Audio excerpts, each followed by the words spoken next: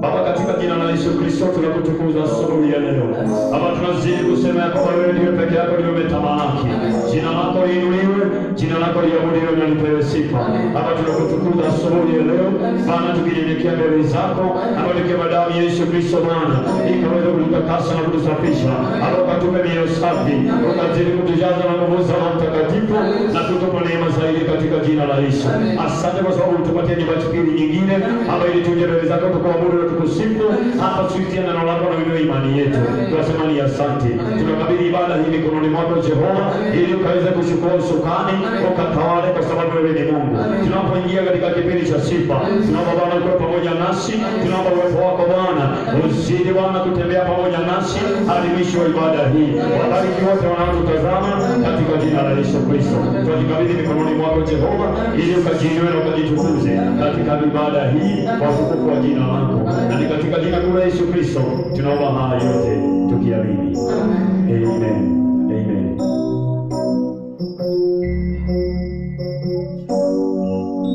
Bwana asifiwe. Haleluya.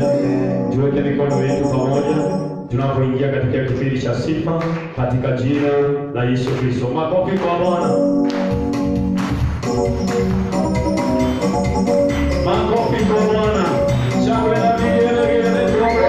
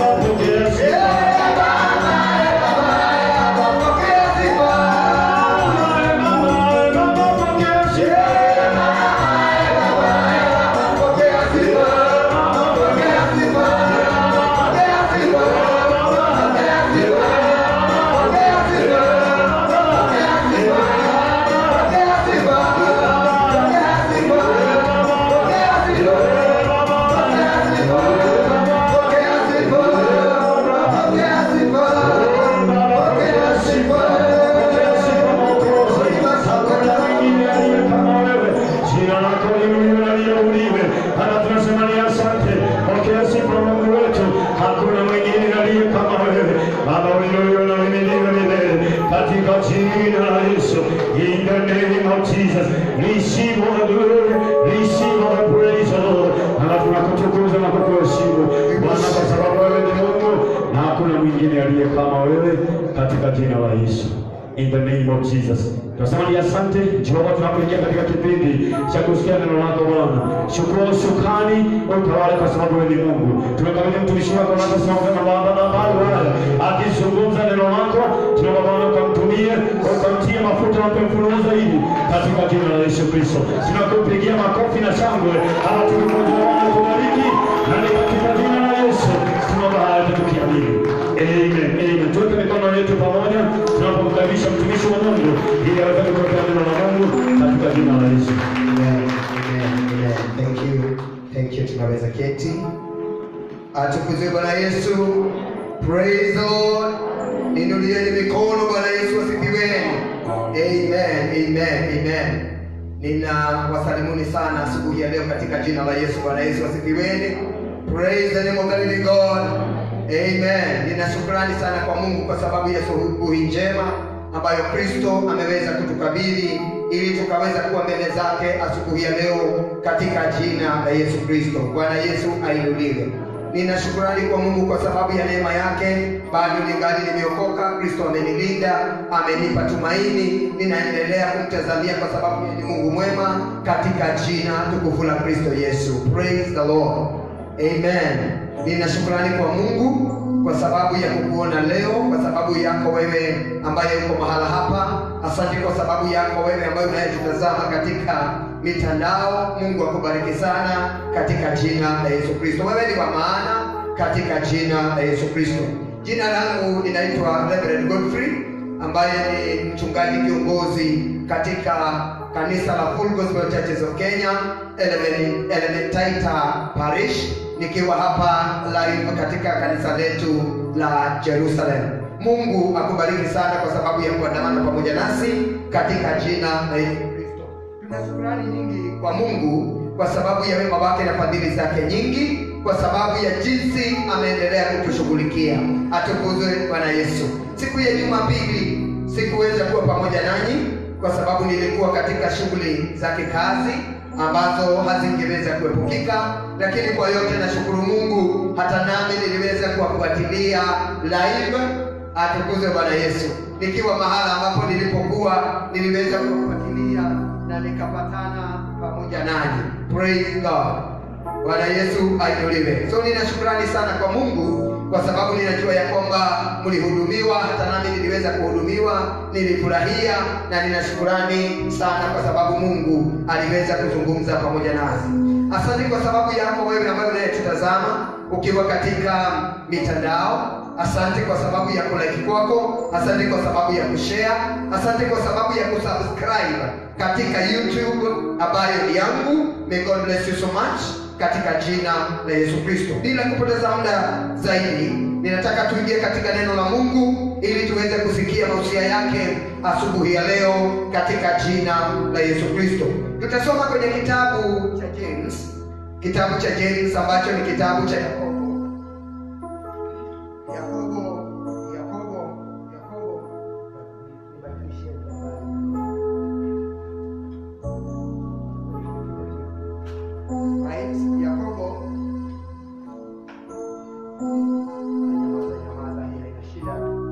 Tutasoma kwenye kitabu cha Yakobo mlango wake ni wa kwanza. James chapter 1.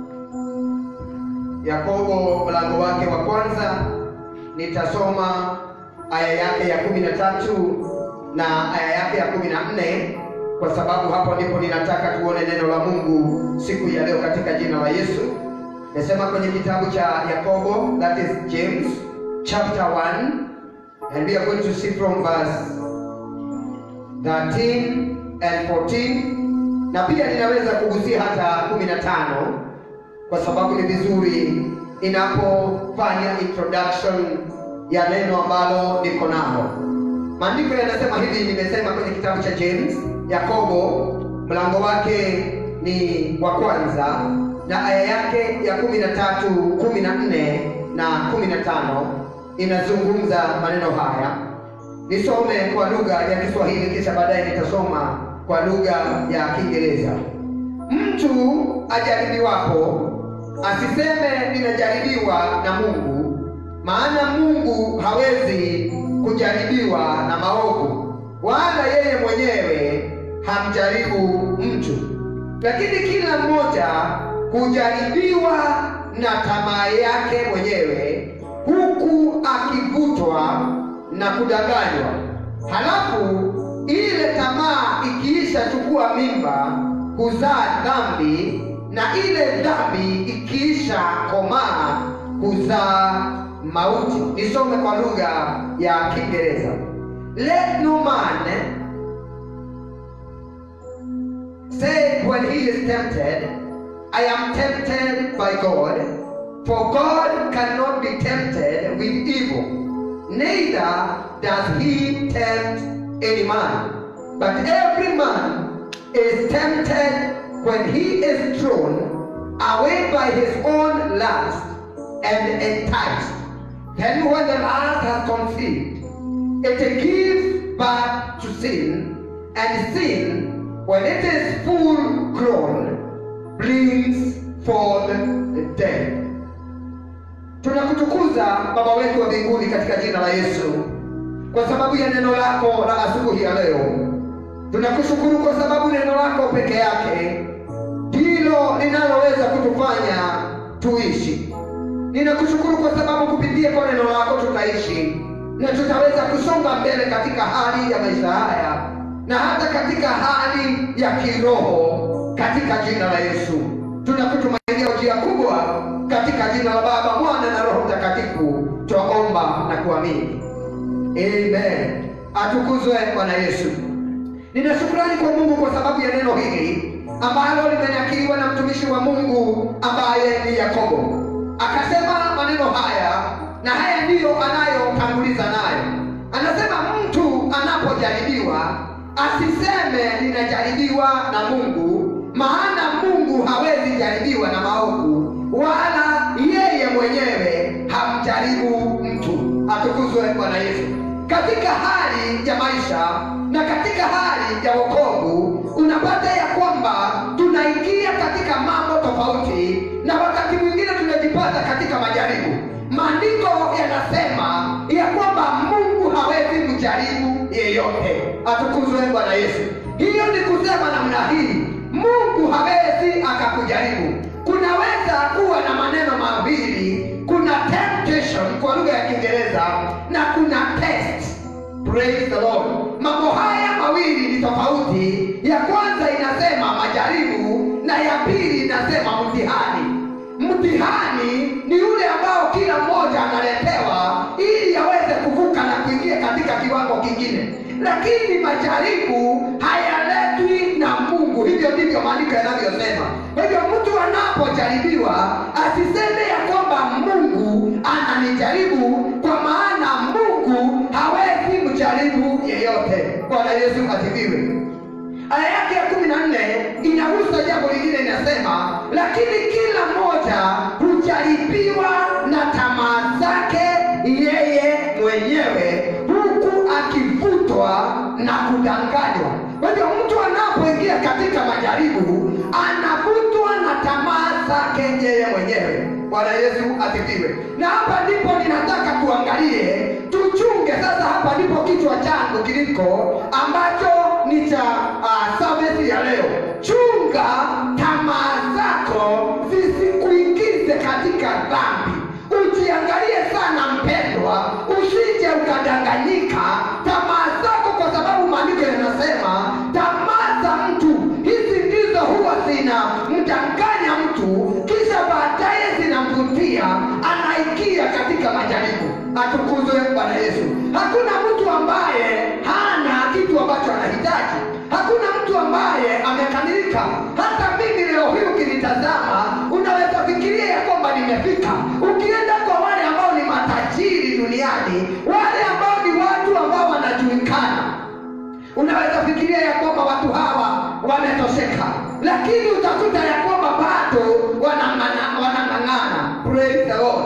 Tunapoangalia katika watu ambao ni matajiri sana duniani, akina Bill Gates, utafikiria ya kwamba wakati wake wa kulala umefika, kwa sababu ni mtu ambaye ako na mali, ako na karibu kila kitu, sasa anaweza lala. Bwana Yesu asifiwe. Na hata mtu kama president wa USA ambaye ni Donald Trump, niliposikia ya kwamba anagombea urais nilishangaa, kwa sababu yeye ni baadhi ya watu ambao ni matajiri duniani. Atukuzwe Bwana Yesu. Na unapotazama ni nini anachokipata kutoka kwa ile presidency, yani mshahara wake ni kidogo sana ukilinganisha na mali alizonazo. Hiyo si kitu hata kidogo. Bwana Yesu asifiwe. Lakini unapata bado anafanya kampeni, anatumia mabilioni ya pesa ambayo hata pengine hataweza kurejesha katika maisha yake akiwa president. Bwana Yesu asifiwe. Pamoja na hivyo unakuta ni mapato machache, kazi ile ina stress nyingi. Na mimi nilikuwa nafikiria kwamba mtu kama huyo, kwa sababu ako na kila kitu, hawezi kubali kujipata katika hali ya kutafuta tena. Atukuzwe Bwana Yesu. Lakini hii inatuonyesha namna gani kama watu waliowatajika, kama watu walio na mali, kama watu ambao ni matajiri, unakuta ya kwamba hawezi kulala, bado anaendelea kutafuta. Inamaanisha hata sisi hatuwezi tosheka mahala ambapo tuko. Praise the Lord. Bado kuna nafasi ambayo inahitajika kujazwa katika maisha yetu. Lakini hapa ndipo tunastahili kuangalia sana, tusije tukadanganywa na tamaa. Bwana Yesu asifiwe. Maandiko yanasema maneno haya ya kwamba mtu hujaribiwa na tamaa yake yeye mwenyewe. Unakuta ya kwamba kuna kile ambacho unatamani. Bwana asifiwe. Kuna mtu saa hii anajaribu kung'ang'ana sana apate kabaiskeli, kwa sababu anatembelea miguu. Anapoona wale wengine wakiwa na kabaiki, anaona ya kwamba mimi ninaomba Mungu, kama Mungu anaweza kunisaidia nipate kabaiskeli, ninaweza furahia sana, ninaweza pendezwa sana, na hata pengine maombi yake inasimamia pale, Mungu ninaomba unibarikie na kabaiskeli. Kuna mwingine ambaye anaomba kila siku motorbike, anasema mimi nataka pikipiki, nikipata tu kaboda niache kutembea kwa miguu, kwenda mahala fulani ninakimbia tu mara moja. Ana mwingine anasema ya kwamba pamoja na hivyo hata hakatumii mafuta mingi, kwa hivyo katakuwa economical katika maisha yangu. Atukuzwe Bwana Yesu. Unapopata ya kwamba kuna kitu hicho unachohitaji, lazima uchunge sana, kwa sababu hicho usipochunga kinaweza kukuangusha katika majaribu. Praise the Lord.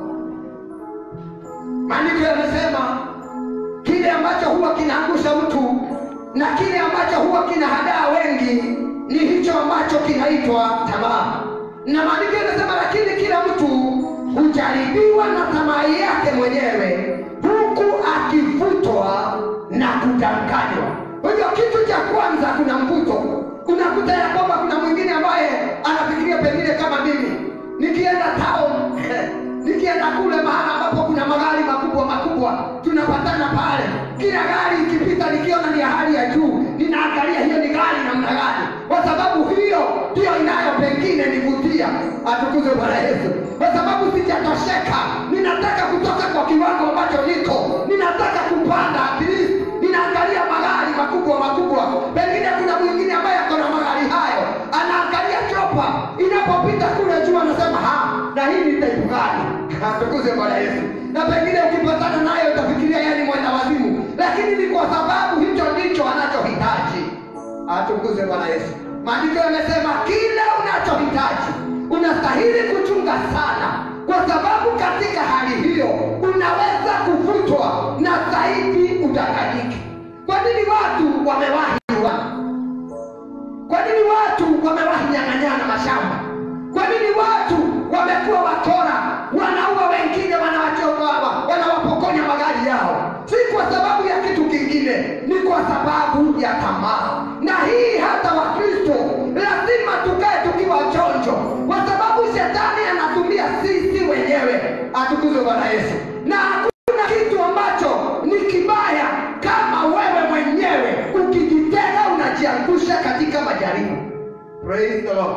Unajua kwingine watu wanaweza zungumza na kusema hapana, ni fulani aliyenidanganya nikaanguka, ni fulani aliyenidanganya. Lakini imagine ukiwa ni wewe mwenyewe, utasema ni nini ambacho kilichokufanyikia? Utasema ni nini kibaya? Unajua ni wewe mwenyewe. Atukuzwe Bwana Yesu. So lazima tuchunge sana tamaa zetu, kile ambacho the desires, kile unachohitaji na kile unachotamani kisije kikakuangusha katika majaribu. Tunapotazama katika Genesis, Mwanzo mlango wake ni 3.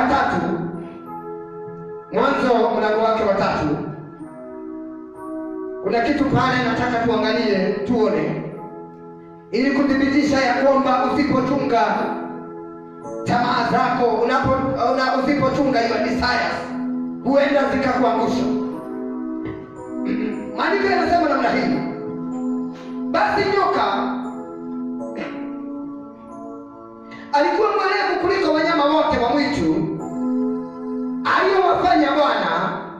Akamwambia mwanamke, ati hivi ndivyo alivyosema Mungu, msile matunda ya miti yote ya bustani. Mwanamke akamwambia nyoka, matunda ya miti ya bustani twaweza kula, lakini matunda ya mti ulio katikati ya bustani Mungu amesema msiyale wala msiyaguze, msije mkafa. Sikiliza 4. Nyoka akamwambia mwanamke, hakika hamtakufa. 5. Kwa maana Mungu anajua ya kwamba siku mtakayokula matunda ya mti huo mtafumbuliwa macho, nanyi mtakuwa kama Mungu, mkijua mema na mabaya. Atukuzwe Bwana Yesu. Eve anamwambia nyoka vizuri, na nataka uangalie maneno haya ambayo nyoka anatumia kwa huyu mwanamke. Anamwambia namna hii, ati Mungu alisema msije mkayala matunda yoyote ya miti katika bustani. Hebu tazama ile strategy, yani mpango ambao shetani anatumia. Alikuwa anajua ya kwamba ni mtu mmoja, lakini hapa hamwambii hivyo.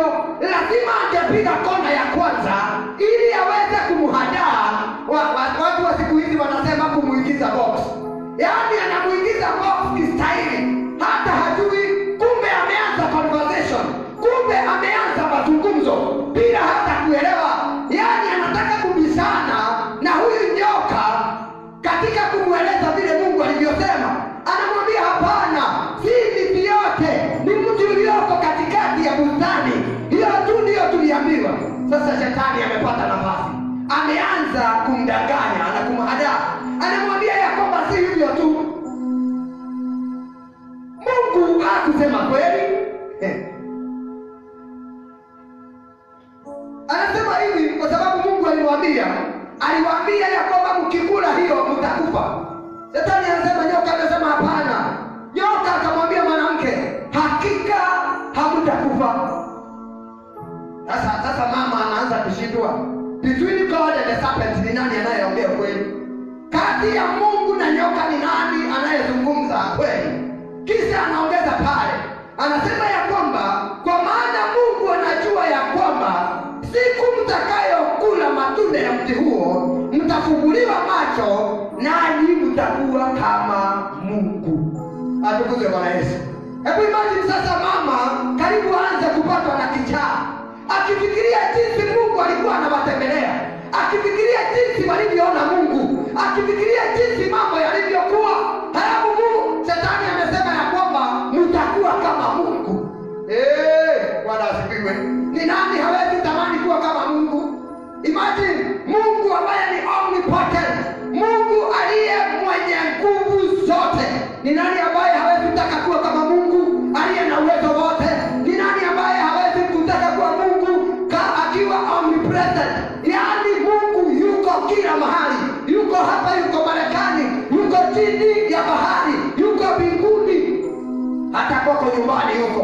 Atukuzwe Bwana Yesu. Imagine sasa uambiwe ya kwamba you will be like God. Ukikula huu mti, lazima kwanza kuna kitu kitakwambia, ai akanikulia. Sikweli wacha nitume kidogo nikule ili nione kama nitakuwa kama Mungu. Atukuzwe Bwana Yesu. Hivyo ndivyo shetani anavyotumia tamaa zetu. Usipochunga kile unachotamani, utajipata ya kwamba umeanguka. Atukuzwe Bwana Yesu. Hapa lazima tuwe macho. Lazima uwe macho mpendwa. Hata wale ambao unakuta wameanguka, wameachana na imani, hakuna kitu kingine ambacho huwa kinatendeka. Kwanza shetani anawanong'onezea. La pili wanadanganyika. La tatu unakuta ya kwamba mtu huyo ameanguka. Bwana Yesu asifiwe. Sijui kama unajua hili. Hakuna mtu ambaye huwa anaanguka siku moja. Mtu anaanza, it is a process. Backsliding is a process. Kuanguka, kohoa, backsliding haianzi siku moja. Inakuwa, unaweza kuta ya kwamba hata mchungaji anaweza anguka. Unanisikiliza wapendwa? Lakini haanguki asubuhi moja anasema nimeanguka. Hapana, ni jambo limeanza mbali. Hata linaweza chukua miaka 10. Pole pole tu anaendelea akidanganyika. Pole, na ndio maana unakuta hata wapendwa, ukitaka kujua mtu ambaye anaanguka ni rahisi sana. Mtazame tu jinsi alivyokuwa anapenda Mungu. Mtazame tu jinsi alivyojitolea katika maombi. Mtazame tu jinsi alivyokuja mapema kanisani. Mtazame tu jinsi alivyosifika mashirikani. Kisha uangalie vile anavyoendelea. Hiyo ni jambo moja linalokuonyesha huyu ameanza kupata symptoms za kuanguka. Bwana Yesu asifiwe. Na unakuta tu ni tamaa kidogo kidogo pale. Unakuta ya kwamba ulikuwa huongei, sasa unaongea excess. Unakuta hakuwa na udanganyifu, sasa amekuwa mdanganyifu mkubwa. Hakuwa na uongo, sasa unakuta ya kwamba kumeanza kuingia chembe ya uongo. Hiyo inaonyesha ya kwamba ni mtu ambaye ameanza kudanganyika na tayari anaelekea katika njia ya kuanguka. Praise the Lord. Maandiko yanasema lazima tuchunge tamaa hizi zisije zikatufanya tukaanguka. Bwana Yesu asifiwe. Na hili wacha nikwambie pia, kile unachohitaji sana lazima uchunge. Lazima uchunge sana. Kwa sababu even the first answer may not come from God. Jawabu la kwanza si lazima litoke kwa Mungu. Na mimi huwa ninakataana sana na wale ambao huwa wanasema, especially watu wa kwetu Kikuyu, wanasema mugapo wa mbele ni Ngai. Sauti ya kwanza ndio Mungu. Sio lazima sauti ya kwanza iwe Mungu. Hata shetani ana uwezo wa kujibadilisha na kunena kwa sauti kama ya Mungu. Na kama wewe unasimama kwa sauti ya kwanza, unajipata umeanguka. Atukuzwe Bwana Yesu. Sisi tunakumbuka Yesu Kristo baada ya ubatizo, Roho Mtakatifu alipomjia juu yake, mara akaondoka akaenda nyikani, akaenda kwa desert, akakaa kule siku 40 usiku na mchana bila kula wala kunywa. Bwana asifiwe. Si Yesu Kristo alikuwa na njaa? Hapa kuna mtu ambaye amewahi kwenda siku 40 days kwa kufunga?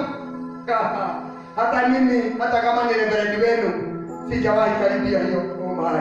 Hiyo ilikuwa ya Yesu na siwezi kujifananisha na Yesu. Yesu ni Yesu na mimi ni mimi. Lakini kwa yangu Mungu ananisaidia kutembea. Lakini alipokuwa mahala pale, Yesu alikuwa na njaa. Jawabu ya kwanza ilitoka kwa nani? Ni nani aliyemkuta akiwa wa kwanza? Shetani. Akamwambia, jamani, ninaona vile wewe uko hungry. Wewe ninakuona. Haujakula kitu usiku la 40 na usiku. Yaani umekuwa na njaa siku hizi zote. Si ubadilishe hii mawe ikuwe mkate ukule. Bwana asifiwe. Kama angekuwa ni wa tamaa, angetaka kuonyesha shetani hata mimi nina nguvu, angefanya namna gani? Akasema maradhi hivi kama angesema jambo lile litandake ama achukue sene, wewe kuwa mkate nikule. Lakini hakukubalia tamaa ya mwili, hata kama alikuwa na shida ya njaa, hakukubalia iweze kumwangusha. Atukuzwe Bwana Yesu. Lazima katika maisha yetu, lazima katika safari ya imani tuweze kujilinda vizuri. Linda usije ukakuwa na tamaa itakayo kuangusha. Praise the Lord. Unakuta ya kwamba vijana wengi wameanguka tu kiholela, tamaa. Unakuta akina mama wengi wameanguka, tamaa. Unakuta akina baba wengi wameanguka, tamaa imewavutia, wamesonga, hawako tena kwa imani, wameanguka kitambo kwa sababu ya tamaa. Si Mungu atusaidie sana. Praise the Lord. Wafanya biashara lazima tuwe macho, tusije tukahangaika kwa sababu ya kutaka kupata faida za haraka haraka. We must be careful, my brethren, katika jina la Yesu Kristo. Tamaa ya utajiri isije ikakuangusha. Huyu Adamu pamoja na Eva mkewe walianguka kwa sababu ya tamaa ya kutaka kuwa kama Mungu. Na maandiko yanasema aliposikia kwamba atafanana na Mungu, akaenda mara moja akachuma lile tunda, akalipiga. Kapiga, inaitwa nini? Akaweka kinywani, akatafuna, akapiga matafunio kadhaa. Kisha baadaye akasema, it is sweet, iko sawa. Mara moja akakimbiza kwa mumewe. Hata kuingia akina baba lazima tufikirie vizuri. Kitu ambacho unajua si kizuri, ukiambiwa ufanye na mtu na ni Mungu alikwambia usifanye, lazima usifanye. Ufanye, lazima ufanye. Is it a must? Bwana Yesu asifiwe. Kama ni dhambi ni kusema no to sin. Atukuzwe Kristo. Ili tuweze kujilinda na kulinda wokovu wetu, ili tusonge mbele katika imani, katika jina la Yesu Kristo. Bwana Yesu asifiwe. Tunapomalizia nikuambie maneno haya. Hakuna mtu mwingine atakaye kulinda, ni wewe utakayejilinda.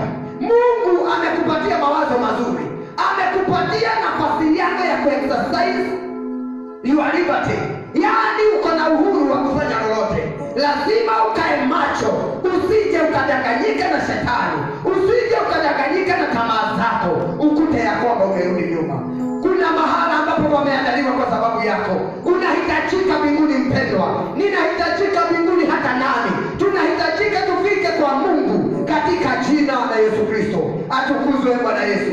Lakini hili litawezekana kama nitajilinda, kama utajilinda na utazuia tamaa zisije zikakuangusha katika jina la Yesu Kristo. Ninaomba sasa uinamishe uso wako mbele za Bwana, ukaambie Kristo ya kwamba niko mbele zako, ukaambie Kristo ya kwamba ninakutamani unisaidie. Niko na mambo mengi ambayo ninahitaji, niko na mengi ambayo ninatamani, niko na mengi ambayo they are in my desires, ambayo nimeorodhesha katika maisha yangu. Ninahitaji hiki, ninahitaji hiki, lakini kwa yote ninaomba Bwana kanisaidie ili nikakungojee katika jina la Yesu Kristo, bila kuchoka. Nikakungojee wewe ambaye ni Mungu wangu, wewe ambaye ni Mungu wetu, katika jina la Yesu Kristo. Mwambie ya kwamba ninakungojea, mwambie ya kwamba ninakutamani, mwambie ya kwamba ninakungojea. Hata utakapopanga kunibarikia mimi nimenyamaza, nitakungojea mpaka hilo likaweza kutimia katika jina la Yesu Kristo. Baba wetulie mbinguni, katika jina la Yesu Nazareti, ninalitukuza jina lako, ninakuabudu kwa sababu wewe ni Mungu, hakuna mwingine aliye kama wewe. Jehova, umetukuka sana katika jina la Yesu Kristo. Umetuzungumzia neno lako, ukatuambia lazima tujichunge kwa sababu tamaa za watu wengi zimewarudisha nyuma. Hata ambao walikuwa mbele katika huduma, hata wale ambao walikuwa mbele katika wokovu, wengi wao wameanguka kwa sababu ya tamaa. Jehova, ninaomba nikiwa mbele zako ya kwamba utaweza kunilinda, ukalinde mawazo yangu, ukalinde moyo wangu, ukalinde Kristo katika jina la Yesu Nazareti. Ukatulinde wewe Bwana, katulinde wewe Mfalme katika jina la Yesu Kristo. Bwana wa mbinguni, tunakuaminia maisha yetu, tunakuaminia kila kitu, tunakuaminia tunapoondoka hata tunaporejelea katika jina la Yesu Kristo. Ewe Mfalme wa wafalme, uliyeumba mbingu na nchi, Jehova, asante kwa sababu na kusudi njema ndani ya maisha yetu.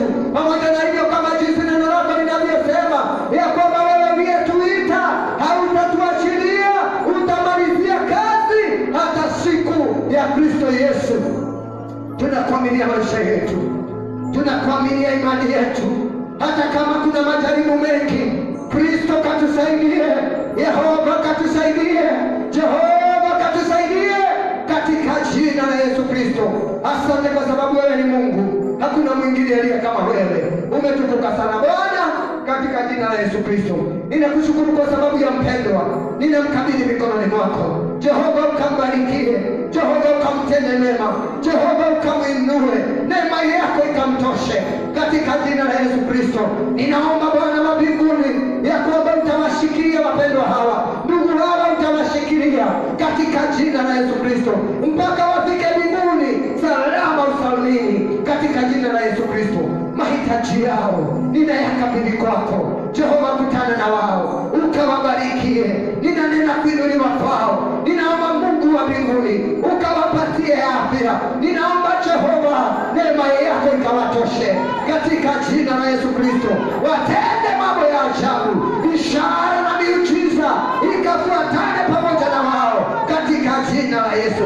Asante Bwana wa mabwana, asante mfalme wa wafalme. Tunakuaminia maisha haya tukijua ya kwamba umesikia na utatenda.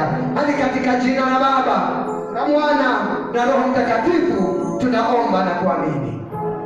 Amen. Amen. Tupigeni Bwana Yesu makofi katika jina la Yesu Kristo. Mungu awabariki sana wapendwa, awatende mema, akawazidishie neema yake, hata neema ya kushinda katika jina la Yesu Kristo. Amen. Ninakushukuru sana wewe ambaye umekuwa ukitazama katika FB Live. May God bless you so much. Mungu akakutende mema, akakuinue katika jina la Yesu Kristo. Na kama uko pale haujampokea Kristo Yesu, ningetaka kutoa nafasi hii ili ukaweze kumpokea pia, kwa sababu ni jambo la maana. Rudia nyuma yangu, sema: Bwana Yesu, naja mbele zako. Asante kwa kufa msalabani kwa sababu ya dhambi zangu. Ninakupokea saa hii, ukaweza kunitawala, ukafanya kazi mpya ndani yangu, nikatembee nawe mpaka mwisho wa dahari katika jina la Yesu. Kuanzia leo mimi ni wako Kristo, sina uhusiano na Shetani. Katika jina la Yesu naokoka na kuamini. Amen. May God bless you so much. Mungu akutende mema, akuhifadhi. Tuko sasa katika hali hii, makanisa yamefunguliwa hata kama ni partially. Unaweza kutafuta kanisa ambalo liko karibu nawe, enda mahala pale uweze kuhudumiwa kiroho na uweze kuendelea katika safari ya imani katika jina la Yesu Kristo. Mungu akubariki sana. Unaweza pia kutazama mahubiri yangu katika YouTube channel yangu ambayo ni Reverend Godfrey Kim, Reverend Godfrey Kim. Ukitafuta pale unaweza kupata mafundisho yangu yote tangia corona ilipoingia, na zaidi ya hapo unaweza pia kusubscribe, like, na unaweza kushare kwa sababu ni vizuri. Mungu akubariki sana mpaka wakati mwingine tutakapokutana. Naitwa Reverend Godfrey, Full Gospel Churches of Kenya, Elementa Parish, nikiwa live Jerusalem. God bless you so much. Shalom.